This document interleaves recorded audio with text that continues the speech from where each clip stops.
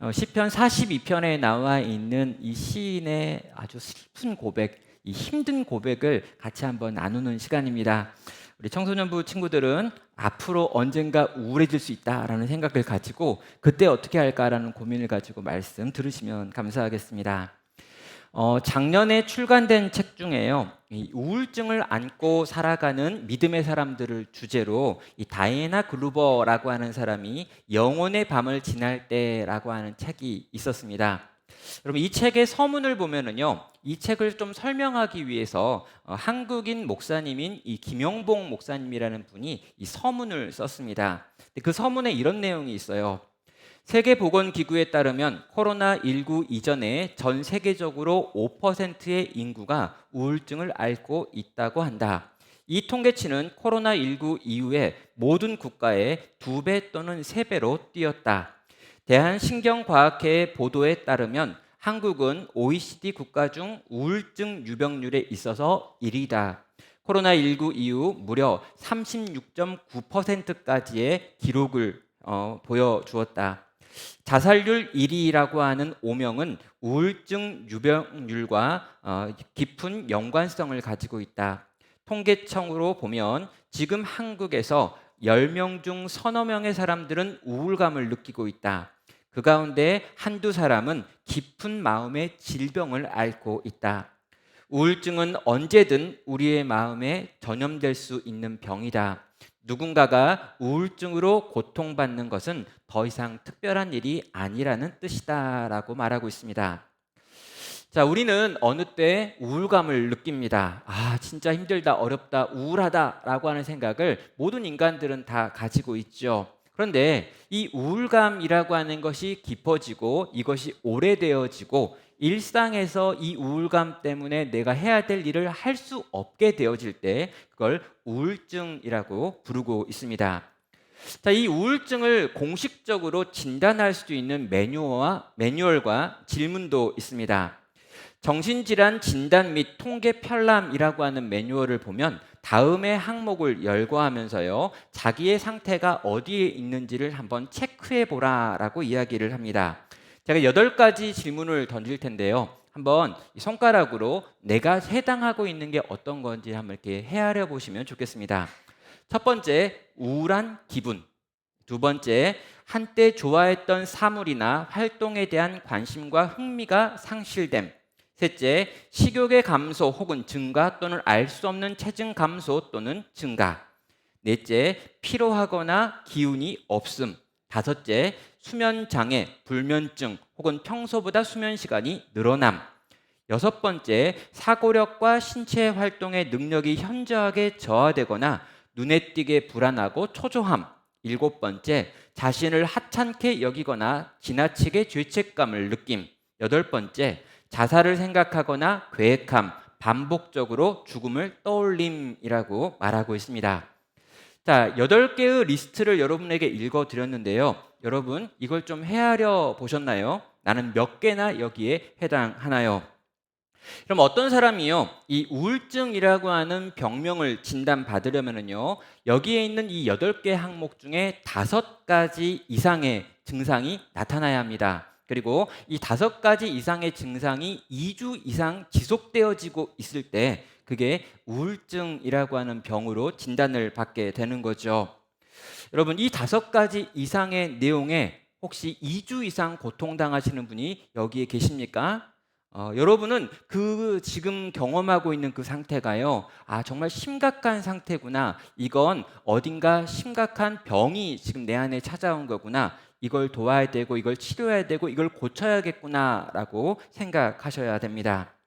제가 이와 같이 여러 가지 통계에 대해서 말씀드리는 이유, 그리고 이런 체크리스트를 가지고 여러분을 진단해 보셔야 합니다라고 말하는 이유가 있습니다. 왜냐하면 이 우울증이라고 하는 건 기본적으로 마음의 병이고 질병이기 때문입니다. 그럼 모든 종류의 병은요, 의료적인 방법으로 치료할 수 있는 방법이 존재합니다. 이건 정신적으로 마음의 병이 든 거기 때문에 이 병에는 약이 있고요, 치료의 방법이 있고요, 이걸 도울 수 있는 전문 의료인이 있다라는 거죠. 여러분, 내가 지금 느끼고 있는 이 우울감을 보시면서 그냥 아무것도 아닌 거야, 잠깐 마음이 힘든 걸 거야 라고 생각하고 그냥 지나가지 마시기를 바랍니다. 왜냐하면 이 우울감이 깊어지면 때로는 생명을 위협하기도 하기 때문입니다.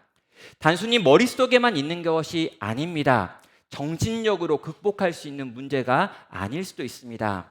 때로는 믿음이 좋아도 하나님을 향한 열정이 여전히 살아있고 하나님을 많이 사랑해도 이 우울감으로 인하여 고통당할 수도 있습니다. 그래서 이 우울감이라고 하는 것을 넘어서 우울증이라고 하는 이 증상이 나타나고 계신다면 그분을 향해서 저는 오늘 제가 전하고 있는 이 내용보다 또 다른 방식의 의료적인 도움도 필요하고 이런 것에 대하여 마음을 열어놓으시라라고 하는 말씀도 드리고 싶습니다. 자, 왜냐하면요, 오늘 본문에 보면 한 시인이 굉장히 큰 고통 속에서 깊은 우울감을 고백하고 있습니다. 그리고 이 우울 속에서 하나님께 나아가서 답을 찾으려고 애쓰고 있고요, 하나님 안에서 이 우울의 문제를 해결하고 있는 것을 보게 됩니다. 그러나 이 정답이 이것만 정답이 아니다라고 하는 걸 제발 기억해 달라는 거죠. 영적으로 해결할 수 있는 방법이 있습니다. 하나님의 말씀의 권고를 받아야 합니다. 우리가 하나님의 말씀에 있는 이 시편의 기자가 하는 것처럼 우리 안에 있는 우울감과 싸워야 합니다. 그러나 이것으로만 끝나는 게 아니라 또 다른 방식으로도 충분히 우리를 도울 수 있고 도울 수 있는 방법들이 열려 있다는 걸 기억하시면서 오늘 이 말씀을 들으시면 감사하겠습니다. 저는요, 오늘 본문을 설명하기 전에요, 먼저 내가 가지고 있는 우울함이나 주변에서 우울함을 호소하는 이들에게 절대로 해서는 안 되는 7가지에 대해서 먼저 말씀을 드리도록 하겠습니다. 첫 번째는요, 우울함을 가볍게 여기는 거 안 됩니다. 또 영적인 문제가 있다, 네 믿음의 문제가 있는 거야 라고 말해도 안 돼요. 또 즉각적으로 오늘 당장 바꿔 라고 말하는 것도 실제 불가능합니다. 당사자에게 너는 그런 식으로 느끼지 말아야 돼 라고 다그치는 것도 안 되고요, 들어주기보다 답을 빨리빨리 제시하는 것, 이건 역시 우울증을 기쁘게 만듭니다. 또 상대방을 위하여 기도하지 않는 것도 문제고요, 또 성경 구절들을 막 들이대면서 성경에 다 나와 있다라고 말하면서 너에게 이런 감정은 잘못된 거다라고 다그치는 것도 잘못된 우울을 대하는 태도가 됩니다. 성도 여러분, 우리는요, 우울함에 빠져 있는 이들을 돕고 싶습니다. 그런데 이 우울함에 빠져 있는 이를 돕는 우리의 방식이 때로는 폭력적일 수 있다는 거죠. 우울함은 그렇게 쉬운 문제가 아닙니다. 우울감이 고착화돼서 깊은 우울감으로, 오래된 우울감으로 되어 있다면 이걸 치료하는 과정도 대단히 섬세한 과정이고요, 이러한 과정에 있는 사람을 도울 때 대단히 지식을 가지고 지혜를 가지고 대해야 된다라는 것입니다. 주님의 은혜가 있어야 합니다. 주님께서 은혜를 많이 베푸셔야 합니다. 동시에 이것을 도울 수 있는 바른 지식을 가지고 그들을 도와야 한다는 거죠. 오늘 우리는 그 2가지를 함께 구하며 시인이 어떻게 하나님께 나아가고 있는지 깊은 우울감 가운데 있는 시인의 이 시를 한번 살펴보도록 하겠습니다. 자, 먼저 오늘 본문 42편에 나와 있는 이 시인은요, 음악가이기도 하고요, 예배 인도자이기도 했던 사람입니다. 하나님의 백성들이 성전을 향하여 나아갈 때 그들 앞에서 이 예배를 인도하며 찬양을 인도했던 사람이 오늘 42편의 시인입니다. 그런데요, 이 시인은 지금 굉장히 큰 고통을 경험하고 있습니다. 뭐냐면 하나님의 거룩한 성전이 폐허가 되어버렸고요, 농가 포도원이 불타버렸고요, 과거의 예루살렘 성전에서 영적인 예배를 인도했던 자신이 이 이스라엘의 북쪽 경계에 해당하는 헤르몬 산으로 유배가 되어 있는 상태이기 때문입니다. 시인은 지금 자기가 처한 상황이 너무나 고통스럽습니다. 언제 내가 다시 이전처럼 하나님을 향하여 예배할 수 있을까라고 하는 생각이 들고요, 하나님께서 우리를 불쌍히 여기셔서 우리 민족을 회복시켜 주실까라고 하는 생각도 듭니다. 내 평생에 다시 하나님을 믿는 성도들과 함께 예루살렘으로 돌아가서 성전을 재건하고 거기서 하나님을 예배할 수 있을까라고 하는 생각도 드는 것이죠. 자, 그런 여러 가지 생각 때문에 시인의 마음이 복잡한데요. 주변에 하나님을 믿지 않는 자들이 이 시인을 조롱하기까지 합니다. 뭐라고 조롱합니까? 내가 말하는 그 하나님은 지금 어디에 있느냐? 지금 그 하나님이 있는 게 맞느냐라고 하는 말까지 하고 있는 거죠. 시인은 흐르는 눈물을 주체하지 못합니다. 시인은 지금 마음이 너무 깊은 우울감의 수렁에 빠져버렸습니다. 우리는 이 시편에서 시인이 우울해서 지금 고백하고 있는 이 내용들을 들으면서 시인이 가지고 있는 외적인 고통과 내면의 고통이 어떤 것인지 살펴보고 어떻게 해서 그 시인은 하나님께 다시금 나아가는지를 살펴보겠습니다. 자, 먼저요. 시인이 이렇게 고통스러워하고 우울해하는 외적인 이유들이 있었습니다. 3절과 6절과 9절과 10절에 보면요. 시인이 고통당하는 이유들을 여러 가지로 표현하고 있습니다. 3절은 말합니다. 사람들이 종일 내게 하는 말이 내 하나님이 어디 있느뇨 하오니 라고 말합니다. 주변에 있는 사람들이 네가 믿는 그 하나님 어디 있느냐라는 말을 하고 있는 거예요. 분명히 시인은 하나님을 사랑하는데 또 하나님이 있다고 믿고 있는데 주변에서 네가 믿는 그 하나님, 네가 고백하는 그 하나님, 너를 사랑한다고 하는 그 하나님 도대체 어디 있는데? 라고 지금 묻고 있다는 거죠. 그래서요, 시인은 6절에서 이렇게 말합니다. 내 하나님이여 내 영혼이 내 속에서 낙심이 되므로 내가 요단 땅과 헤르몬과 미살산에서 주를 기억하나이다 라고 말합니다. 시인은 에루살렘 성전 주변에서 살았던 사람입니다. 예배를 인도하는 사람이었고요. 끊임없이 하나님께 나아가 하나님을 예배하는 것을 자기의 업으로 삼았던 사람입니다. 그런데 그가 지금 끌려가서 요단 땅으로 갔고 헤르몬 산이라고 하는 이 이스라엘의 경계 북쪽 끝에 있는 산 꼭대기에서 살고 있다는 거죠. 사랑하는 사람들이 있는 그 땅, 예배했던 그 땅, 하나님을 향해 나아가서 자유롭게 하나님을 찬양했던 그 땅에서 벗어나서 지금 이 이스라엘의 끝에 변두리로 흘러가 있는 자기의 상황에 대한 이야기를 하는 것입니다. 9절은 말합니다. 내가 어찌하여 원수의 압제로 말미암아 슬프게 다니는 것입니까? 라고 말합니다. 지금 원수가 자기를 압제하고 있다라고 하는 표현을 쓰고 있고요. 10절에서 내 뼈를 찌르는 칼같이 내 대적이 나를 비방하여 늘 내게 말하기를 내 하나님이 어디 있느냐라고 지금 말한다는 거죠. 여러분, 악한 자들이 있고요, 원수들이 있고요, 적들이 있습니다. 그런데 이 적들이요 끊임없이 자기를 비난하고 있고요, 내게 말하는데 네가 믿는 그 하나님이 도대체 어디 있는데 네 인생의 꼬락서니를 봐라. 지금 네 모습을 봐라. 네가 살아가고 있는 이 모습을 봐봐. 도대체 네가 사랑한다고 하는 그 하나님 어디 있어? 라고 지금 질문한다는 것입니다. 시인은 나라가 망하는 걸 경험했습니다. 포로로 끌려가는 걸 경험했습니다. 고향과 일터를 잃어버렸습니다. 낯선 곳에 던져졌습니다. 포로가 되어 대적들에게 비방과 약올림을 당하고 있습니다. 도대체 네가 믿고 네가 사랑한다라고 말하는 그 하나님은 어디 있느냐라고 하는 말을 듣고 있는 거죠. 이게 시인이 이 우울을 느끼는 외적인 이유들입니다.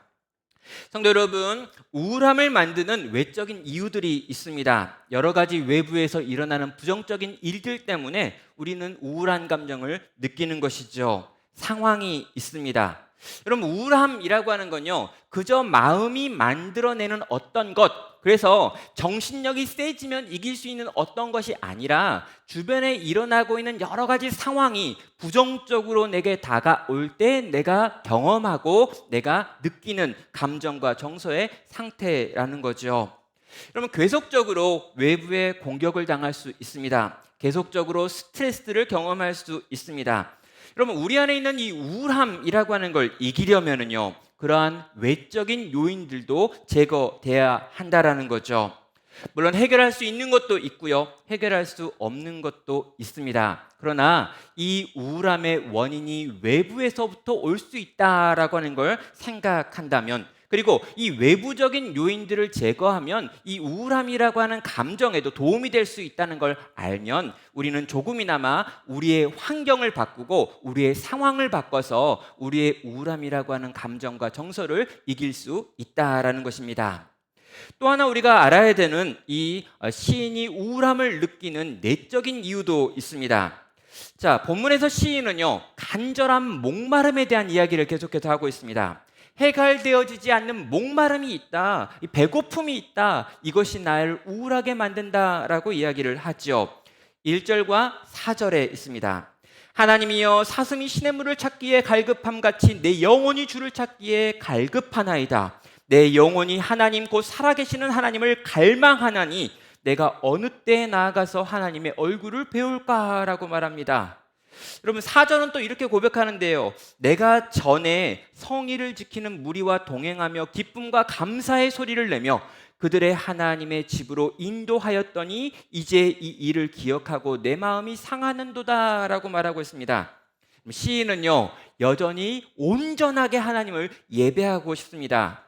성전에 가가지고 이 하나님을 믿는 무리들과 함께 하나님을 찬양하고 예배하고 기뻐하고 말씀 듣고 기도하는 이런 일들이 있기를 원합니다.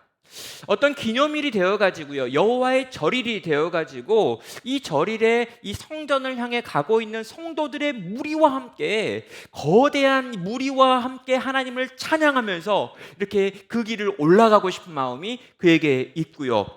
그런 것들이 기억되어질 때, 그런 생각이 날 때마다 너무나 슬프고 너무나 우울하다는 거죠. 아무리 생각해도 내가 다시 성전으로 돌아갈 수 있을까? 다시 성전이 재건되어질까? 다시 성전으로 올라가는 노래를 하나님의 백성들과 더불어 부를 수 있을까라고 하는 생각을 해보니 그것이 불가능해 보이는 겁니다. 내 생에 내 남겨진 시간 속에서 도대체 그때처럼 그날처럼 그렇게 하나님을 예배하는 날이 오지 않을 것 같다라고 하는 생각이 드니까 너무너무 예배하고 싶은데 그 온전한 예배를 다시 드릴 수 없을 것 같으니까 그 타는 목마름으로 사슴이 시냇물을 찾기에 갈망한 같이 목말라 하는 것처럼 고통스러워하는 것 같이 나는 고통스럽다라고 하는 고백을 하고 있는 것이죠. 이런 광야에서요, 마실 물을 찾지 못해서 방황하면서 고통스러워하는 사슴처럼 내가 하나님을 예배할 수 없는 이 상황 속에서 고통스러워하고 있습니다 라고 시인은 지금 고백을 합니다. 하나님이 목마릅니다. 하나님이 너무 보고 싶습니다. 무리들과 함께 하나님 앞에 서고 싶고 감사하고 싶고 찬양하고 싶습니다. 그런데 그 일을 할 수가 없습니다. 그래서 그 기억이, 그 생각이 이 시인의 마음을 상하게 한다라고 지금 고백하는 것이죠. 성도 여러분, 코로나 기간을 보내면서요, 이 함께 모이지 못했던 기간이 있습니다. 꽤 오랜 시간 대면으로 성도들의 얼굴을 보지 못했던 때가 있죠. 말씀을 인도하는 저는요, 굉장히 그 시간이 힘들었습니다. 그럼 주일날 와가지고 성도들의 얼굴을 보고 성도들의 얼굴을 이렇게 보면서 설교하는 게 정상이잖아요. 근데요, 앞에 카메라가 있고 저는 카메라를 보고 있고 여러분은 다 TV를 보고 있습니다. 여러분, 이렇게 계속하면 정말 이상해지겠다, 힘들겠다, 어렵겠다라고 하는 생각이 계속해서 들었습니다. 그런데요, 그렇게 좀 어려웠던 시간들 그래도 좀 견디면서 시간을 보냈는데요, 제가 19번째 나눔교회 이 설립 기념 예배 때였습니다. 아침에 갑자기 열을 나는 지체가 있었고요. 그 열이 나는 지체가 우리 성도들과 함께 있었기 때문에 이제 이 19번째 나눔교회 설립 기념 예배는 함께 할 수 없겠습니다라고 하는 걸 우리 성도들에게 문자로 보냈죠. 그리고요, 이제 교회에 다 모이지 않으면 안 됩니다. 예배는 온라인으로만 드리겠습니다라고 한 다음에 여기서 이렇게 이제 혼자서 이제 19년 설립 예배 감사 예배를 이렇게 드렸습니다. 제가 이렇게 막 설교를 하고 카메라가 저기 있고요. 케이크도 준비했는데 하필이면 그날은 케이크를 큰 걸 준비했어요. 그래가지고 혼자서 막 케이크를 자르고 여러분 화면 보고 있고 막 환영한다고 하면 집에서 박수를 쳤겠죠. 케이크 다 잘랐는데 케이크를 줄 사람이 없어요. 그리고 떡을 다 주문했는데 이 떡을 나눠줄 방법이 없었습니다. 그래서 이 떡을 주변에 있는 관공서들에 다 나눠드리고 그날 일찍 집에 들어갔습니다. 그럼 일찍 집에 들어간 다음에 이제 그냥 오늘은 주일인데 빨리 끝났고 할 일도 없으니 자야겠다 그랬는데 잠이 도대체 안 오는 거예요. 그래가지고 밖으로 나왔습니다. 그래가지고 늘 가는 이 불광천을 걷기 시작했습니다. 여러분, 이 불광천을 걷기 시작했는데 잠깐 걸어야지 하고 있는데 제 필름이 끊겼습니다. 그래가지고 필름이 끊긴 상태로 제가 응암역에 가 있는 걸 경험했습니다. 여러분, 정말 그 길을 걷는데요. 성도들과 함께 예배할 수 있을까? 성도들과 함께 다시 만날 수 있을까? 성도들과 함께 다시 하나님을 예배하고 다시 이렇게 함께 밥을 먹고 함께 이렇게 노래하는 날이 올까라는 생각이 문득 드니까요. 너무 슬프고 너무 우울하고 도대체 나는 뭐 하는 사람인가라는 생각이 들면서 제가 잠깐 필름이 끊겨서 1시간 넘게 저도 모르게 거기까지 가 있는 걸 경험한 적이 있습니다. 지금 시인은요, 이 고통을 경험하고 있는 거예요. 정말 내가 하나님의 백성들과 더불어 예배할 수 있을까? 다시 이전처럼 하나님을 만나고 경험하고 누릴 수 있을까? 다시 하나님께 그렇게 감사의 찬양을 올려드릴 수 있을까? 도대체 나는 그걸 하기 원하는데 그게 너무나 목마른데 그게 과연 가능한가? 라는 생각이 그에게 절망과 낙심을 만들어내서 지금 이 고통을 이렇게 호소하고 있는 것입니다. 성도 여러분, 여기서 우리가 정리해야 될 것은 이것입니다. 우울함은 불신앙이 아닙니다. 내가 우울한 거, 또 내가 우울증에 걸려 있는 거, 내가 이 우울함으로 말미암아 이 우울함을 해결하지 못해서 병원에 다니고 있는 건 절대 내 신앙이 약해서이거나 내가 지금 심각한 뭔가 잘못 생각하는 것이 있어서가 아니라고 하는 거죠. 우울함 자체가 죄의 결과이거나 믿음이 없기 때문에 생기는 문제가 아니다라고 하는 걸 기억하셔야 합니다. 우리는 때로 하나님 때문에 우울합니다. 때로 우리는요, 이 죄 많은 세상에서 성도로 살기 때문에 우울합니다. 또 어떤 분들은요, 유전적인 이유 때문에 이 우울함을 더 잘 느끼기도 하고요. 어떤 분들은 기질적인 문제 때문에 더 잘 우울해지기도 합니다. 그리고 상황 때문에, 여건 때문에 우리는 우울해질 수도 있다라는 거죠. 여러분, 이 우울함이 깊어지면 우울증이 되는 겁니다. 그리고요, 이렇게 우울증이 됐다면 이건 치료해야 될 병인 것이고요, 돌봐야 될 병인 것이지 절대로 내가 어떤 죄를 지었기 때문에 나오는 하나님의 벌도 아니고 또 내가 믿음이 없기 때문에 생겨난 불신앙의 결과도 아니라고 하는 것입니다. 자, 시인은요, 하나님을 사랑하기 때문에 정말 하나님을 온전히 바라보기 때문에 이 깊은 우울감을 지금 표현하고 있습니다. 그러면 이 시인은 이 깊은 우울감을 어떻게 해결하고 이 깊은 우울에서 이 수렁에서 벗어나려고 하는 걸까요? 자, 시인이 하고 있는 고백을 좀 살펴보면은요, 지금 굉장히 그는 힘들어하고 있고요, 감정적으로 지쳐버렸습니다. 그는 울고 있습니다. 그러나 시인은요, 이 수렁에서 기어 나오기를 선택하고 있습니다. 첫 번째 그의 방법은요, 솔직하게 자기의 마음의 상태를 하나님께 고백하는 것이었습니다. 시인은 하나님께 나아가 내 마음의 상태가 어떤지에 대하여 고백을 합니다. 그리고 이 고백을 시로 남겨놓았다라고 하는 걸 보면요, 그걸 하나님의 백성들과 함께 나누고 있습니다. 자, 여기 보면요, 1절과 3절과 4절과 7절 같은 곳에서 그 마음에 대한 표현들이 나옵니다. 1절에서 갈급하나이다 라고 말하고요, 이 3절에서 내 눈물이 주야로 나의 음식이 되었습니다 라고 이야기하고요, 4절에서 내 마음이 상했습니다 라고 이야기하고요, 7절에서 주의 모든 파도와 물결이 나를 휩쓸었습니다 라고 하는 이야기를 합니다. 시인은 자기 마음이 지금 어떤 상태인지, 얼마나 힘들고 어려운지를 가감없이 표현하고 있습니다. 슬픈 마음과 억울한 마음을 쏟아놓습니다. 내 마음을 멋진 말로 포장하고 있지 않습니다. 내가 한때 영적인 지도자로서 많은 무리들을 이끌고 성전에 올라갔던 사람이라고 자기를 과시하고 있지 않습니다. 나는 지금 한없이 슬프고 한없이 아픈 사람이다라고 고백을 하는 거죠. 그리고 하나님 앞에서 그 모든 것들을 아뢰드리며 이것들을 위로해달라고, 이것들을 치료해달라고, 이 상황에서 나를 건져달라고 주님께 구하고 있습니다.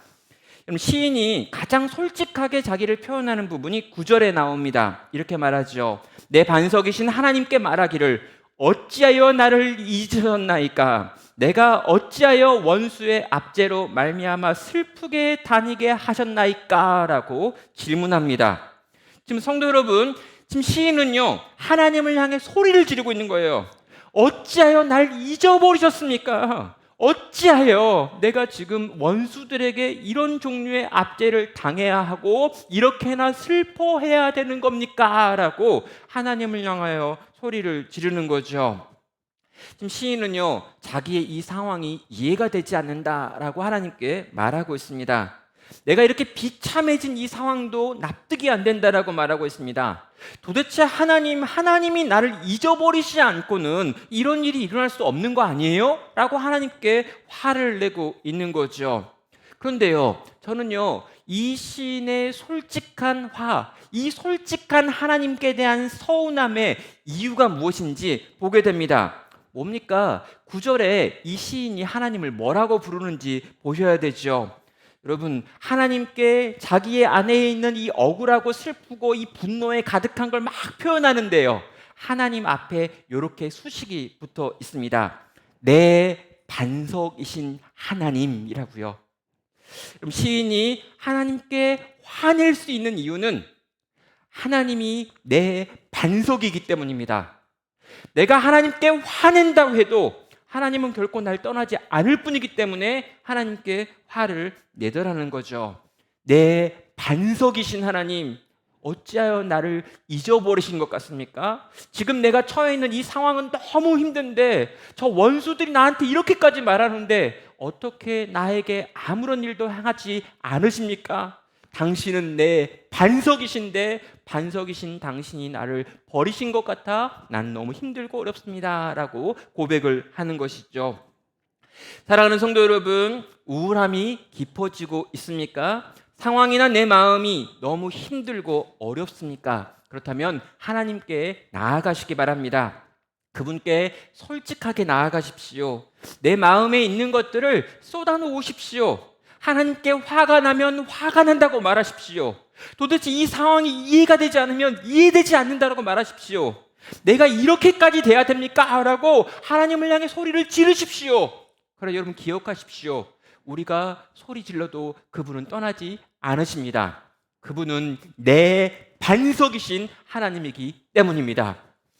요동하고 있고 흔들리고 있고 계속해서 떨고 있는 내 삶 가운데 흔들리고 요동하지 않는 유일한 분이 바로 내 반석이신 하나님이시기에 그분께 나아가 그분을 신뢰함으로 우리의 것들을 솔직하게 아뢰드리며 그분이 내 삶 가운데 일하시기를 구할 수 있는 성도 되시기를 주의 이름으로 축원합니다. 두 번째는요, 이제까지 내 삶에 오늘 또 일하고 계시는 하나님에 대하여 생각하라라고 하는 것입니다. 오늘 또 내 속에서 지금도 일하고 계시는 하나님을 떠올리라는 거죠. 시인의 두 번째 방법은 이것입니다. 하나님은 오늘 또 내게 일을 행하셨습니다 라고 하는 걸 기억하는 거예요. 시인은 하나님께 대하여 이렇게 말합니다. 8절이지요. 낮에는 여호와께서 그의 인자하심을 베푸시고 밤에는 그의 찬송이 내게 있어 생명의 하나님께 기도하리로다 라고 말합니다.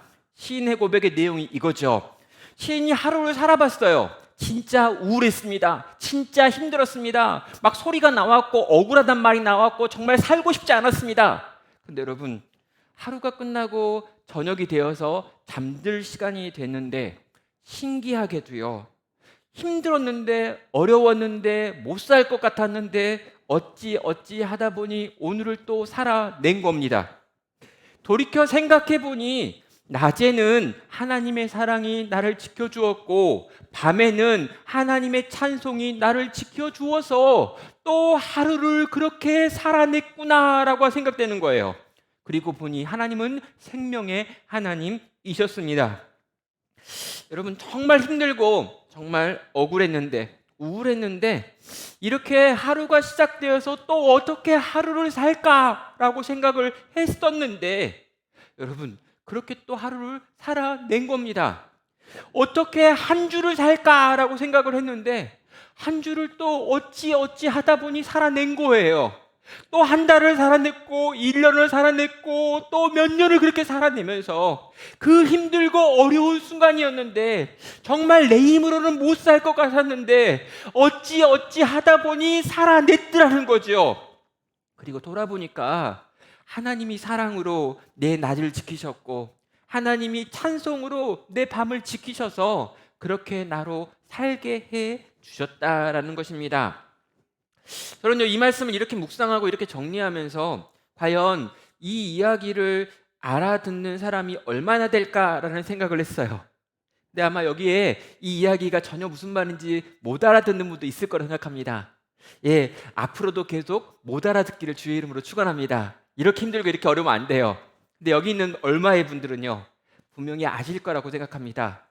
아침에 일어나면서 오늘을 내가 어떻게 살까요? 라고 하나님께 물었는데 잠들면서 그래도 하나님 제가 오늘을 살았네요 라고 고백하면서 잠든 적이 있으시다면 여러분은 이 하나님의 낮에는 사랑으로 밤에는 찬양으로 나를 지켜주신 하나님이라고 하는 걸 알고 경험하고 고백할 수 있는 분이시기 때문입니다. 자, 이렇게 하나님께 나아가서 하나님의 은혜에 대해서 떠올렸던 시인은요, 반복해서 계속해서 하나님을 향하여 그리고 자기의 영혼을 향하여 외치기 시작합니다. 세 번째 방법은 이것입니다. 내 영혼을 향하여 명령하라 라고 하는 것이죠. 그럼 5절과 11절에서 시인은 비슷한 말을 하고 있습니다. 내 영혼아, 내가 어찌하여 낭망하며 어찌하여 내 속에서 불안해하느냐? 너는 하나님께 소망을 두라. 그가 나타나 도우심으로 말미암아 내가 여전히 찬송하리로다 라고 말합니다. 그럼 5절에도 그렇게 말하고요, 11절에서도 그렇게 말합니다. 마치 후렴처럼 하나님을 향해 마음을 막 쏟아놓다가 중간에 한 번씩 내 영혼아 어찌하여 너는 낭망하느냐, 너는 어떻게 하나님을 향한 소망을 잃어버렸느냐, 다시금 하나님께 소망을 두고 그 하나님께 나아가라 내 영혼아. 여러분, 이걸 뭐라고 말하냐면요, 유체 이탈 화법이라고 말합니다. 이건 뭐냐면 지금 자기가 자기 영혼을 향해서 외치고 있는 거예요. 내가 알고 있는 진리, 내가 알고 있는 하나님의 말씀과 이미 경험한 하나님의 사랑을 근거해서 내가 의지를 가지고 내 속에서 힘들어하고 있는 내 영혼을 향하여 지금 명령하고 있습니다. 내가 나에게 명령하는 거죠. 뭐라고 명령합니까? 내 영혼아, 지금 우울해하고 힘을 잃고 아무것도 하고 싶어 하지 않으며 모든 것을 포기하려고 하는 내 영혼아, 너는 왜 그렇게나 낙심하고 왜 그렇게나 불안해하느냐? 너는 하나님을 향한 소망을 회복해라. 하나님께서 나타나 너를 도울 것이다. 그때 나는 하나님을 찬양할 것이다. 내 영혼아, 너는 왜 그렇게나 낙심하고 왜 그렇게나 불안해하느냐? 너는 제발 하나님께 소망을 두라. 나는 그가 나타나 나를 도우실 것을 또 확신한다. 나는 어떤 경우에도 내 하나님을 찬양하겠다. 사랑하는 성도 여러분, 지금 시인은요, 자기의 영혼을 향하여 외치고 있습니다. 자기의 영혼을 향하여 명령하고 있습니다. 자기의 영혼을 향하여 하나님께 소망을 두라고 말하고 있습니다. 그리고 그 하나님께서 오실 것이고 나타날 것이고 회복시킬 것에 대하여 믿음으로 지금 고백하는 것입니다. 사랑하는 성도 여러분, 우리는 우울할 수 있습니다. 우리는 때로 지쳐버릴 수 있습니다. 정서적으로 너무 힘들 수 있고요, 한 걸음도 걷고 싶지 않을 때가 있습니다. 그러나 여러분, 그것은 하나님께서 우리에게 원하시는 것은 아닙니다. 우리 하나님은요, 여전히 우리의 반석이 되기 원하십니다. 하나님은 여전히 우리에게 소망이 되시기를 원하십니다. 하나님은 이 모든 상황을 여전히 쥐고 계시고 우리를 일으켜 세울 수 있는 분이십니다. 이 하나님께 소망을 두고 이 하나님을 향하여 다시금 나아가라고 내 영혼을 향하여 명령하시는 여기 계신 모든 성도 되시기를 주의 이름으로 축원합니다. 말씀을 맺겠습니다. 오늘 저희는요, 이 우울에 대한 이야기를 하고 있습니다. 우울이라고 하는 감정에 빠져 있는 나 자신을 향하여 어떻게 해야 될까라는 것과 남을 향하여 어떻게 해야 될지를 정리하겠습니다. 내가 만약 이 우울함의 문제에 빠져 있다면, 이 우울함이 우울증이 아니라 여전히 우울한 상태에 있다면 여러분 하나님께 솔직히 나아가 고백하십시오. 소리 지르십시오. 화난 거, 억울한 거, 슬픈 거 고백하고 말씀하십시오. 우리 하나님은 반석이 되셔서 이것들을 들으실 것이기 때문입니다. 그리고요, 오늘 하루도 내 삶을 붙들고 계시는 생명의 하나님을 향하여 나아가시길 바랍니다. 그 생명의 하나님이 우리의 생명을 붙들고 우리로 나아갈 수 있게 만드실 것이기 때문입니다. 그리고요, 마지막으로요, 이 우울이라는 감정에 사로잡혀 있는 내 영혼을 향하여 일어나라고 외치시길 바랍니다. 내가 나를 향하여, 내 영혼을 향하여 일어나자, 다시 힘을 내자, 하나님께 소망을 두자라고 외칠 때 하나님께서 내 영혼 속에 일하셔서 우리를 일으켜 세워줄 수 있는 까닭입니다. 남의 우울함의 문제는 어떻게 다뤄야 합니까? 여러분, 그를 위해 기도해 주십시오. 성급하게 다가가서 그 문제를 해결해 주겠다고 하지 마십시오. 옆에 다가가셔서 들어주시고 사랑으로 품어주시며 적극적인 치료가 가능하도록 격려해 주시고 이 모든 힘겨운 시간들을 함께 보내주는 친구가 되어주시고 돌보미가 되어주시기를 바랍니다.